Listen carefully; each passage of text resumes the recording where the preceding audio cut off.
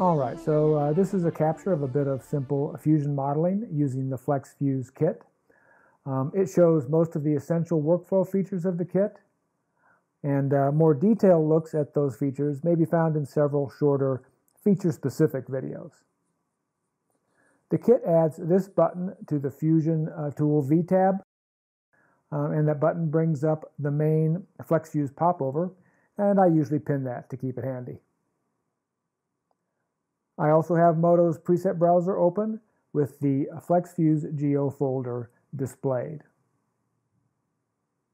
A double click adds any FlexFuse assembly to the scene, and that assembly's frame geometry is automatically selected and the Move tool is activated. And here I've moved that cylinder just a bit so we can take a look at the FlexFuse Align option in action. With that option, we can choose to align any combination of position, rotation, and scale of the new item to any selected item in the scene. Here we simply match position.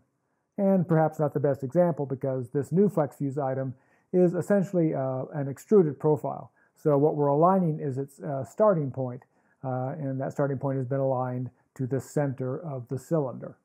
Nonetheless, that initial position match plus the auto activation of the Move tool make it easy to tweak the new item's position. I'm going to use this new U-channel FlexFuse item as a mesh fusion trimming surface and need to change one of its mesh op properties. To do that, I use this Item Options Popover button, which pops up the user channel form for the selected FlexFuse item. I'm disabling the Thicken option in the U-channel assembly, which makes it into a 2D surface. Alright, so now we've got two items, so let's do some fusion. We always want to fuse the actual procedural mesh, never the assembly's frame mesh item. To make that easy and to avoid inadvertently selecting frames, I hit the Op Meshes Selectable button. That disables the selectability of the frames, effectively filtering them out of any 3D viewport selection. With the cylinder procedural mesh selected, I use the Fusion Pi to create a new fusion item. Then shift-click on the U-channel mesh and add it as an intersection trim. Here I'm editing the U-channel using its FlexFuse handles. If I want to edit its frame geometry, which in this case is a polyline profile, I first need to select it. There are a couple of ways we can select the frame, even when we've filtered out its selection, as we have here with the Select Op Meshes button. First, there is a button available in both the main FlexFuse popover as well as the main FlexFuse Pi menu, or we can use middle click and hold with the cursor over the procedural mesh, which is what I've done here.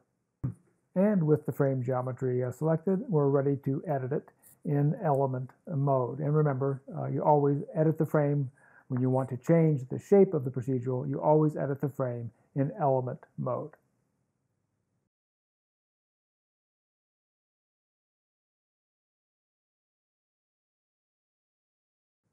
Alright, so now I'm adding another FlexFuse item. And again, I selected the cylinder first, so this new item will match the cylinder's position. To make things clearer, as I adjust some of the handles of the new FlexFuse item, I first hit the Toggle Handles button in the FlexFuse Pi menu, which limits the handles to those associated with the selected item. And note that when I get around to scaling this item, I do non-proportional scaling in the element level, but it's usually preferable to do a uniform scaling at the item level because that also scales the assembly's channel handles. So once I have this item positioned and shaped as desired, the plan is to use it as a subtractive trim with the further intention of fitting a copy of that same item into that trim cavity. The kit offers several duplication options. In this case, I'm using the Fuse Frozen Duplicate option, which replaces the assembly's procedural mesh with a frozen copy as that fusion source mesh. So after duplication, we have a new non-procedural fusion trim mesh, and our assemblies mesh is no longer a fusion source mesh.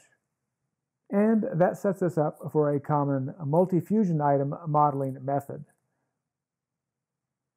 I'll use the assemblies mesh now as the first primary mesh of a new fusion item, which will nestle nicely into our trim cavity.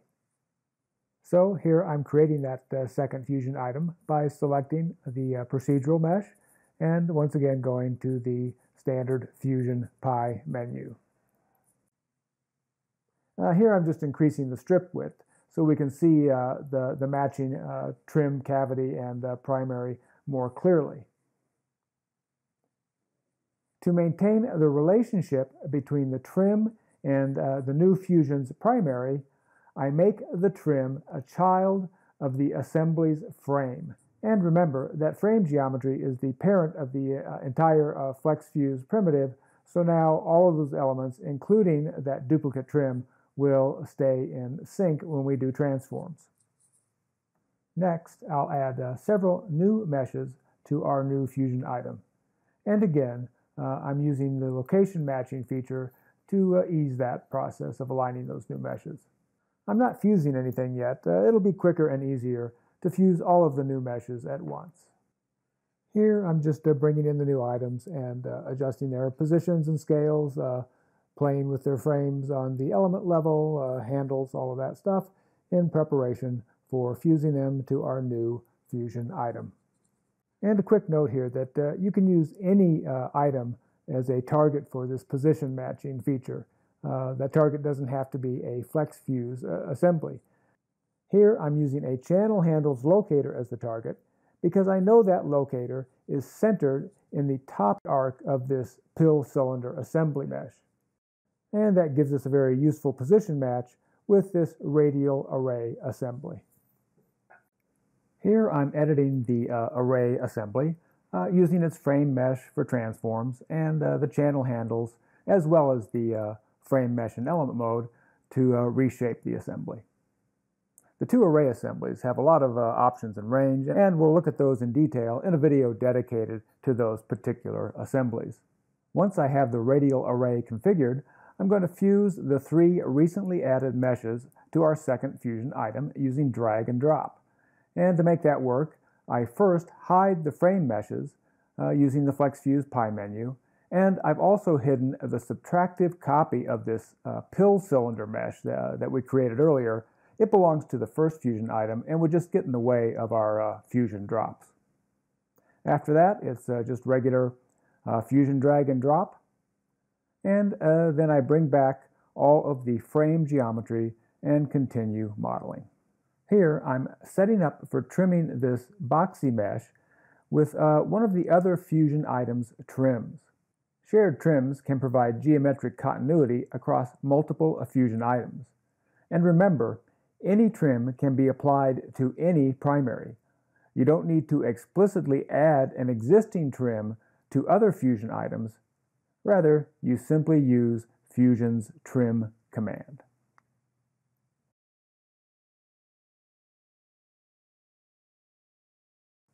Next, it's on to another array assembly. This time used as a trim.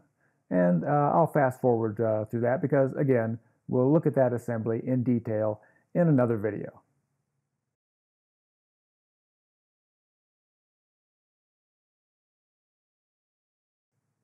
And finally, a look at another duplication option. This boxy mesh that we added to the second fusion overlaps the first fusion. So, much as we did earlier, we want to trim that first fusion, creating a matching cavity.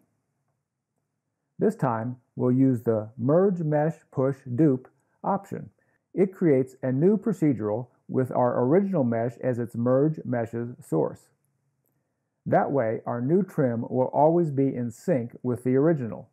So first I make the first fusion item's source meshes visible so that we can select the desired meshes for our trim. And I'm making sure that I have selected our newly created duplicate, not the original, by selecting that duplicate in the item list. With the desired meshes selected, I go ahead and perform the fusion trim.